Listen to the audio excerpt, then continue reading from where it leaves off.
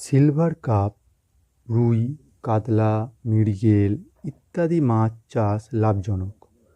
বৈজ্ঞানিক পদ্ধতিতে এগুলো চাষ করলে ঝুঁকি কম ও খরচও কম। এজন্য বৈজ্ঞানিক পদ্ধতিতে মাছের মিশ্র চাষ করলে ক্ষতির সম্ভাবনা নেই। এই যে জলাশয়টা দেখছেন, এখানে উদ্ভিদকণা বা ফাইটোপ্ল্যাঙ্কটন ও প্রাণীকণা বা জুপ্ল্যাঙ্কটন উভয়ই যথেষ্ট পরিমাণে মজুদ আছে। কাতলার মতো মাছ সাধারণ জলের উপরের ও মধ্যম স্তরে নিজেদের খাবার খোঁজে, যেখানে সিলভার কাপের মতো মাছ জলের নিচের স্তরের দিকে খাবার খোঁজে। তাই সম্পূর্ণ জলাশয়কে বিভিন্ন স্তরে কাজে লাগানোর জন্য যৌগিক মাছ চাষ করার জন্য ব্যবহার করতে হবে। বেঙ্গল ফিশ ফার্মিং সর্বদাই আপনার সাথে, সর্বদাই আপনার পাশে। সবাই ভালো থাকবেন।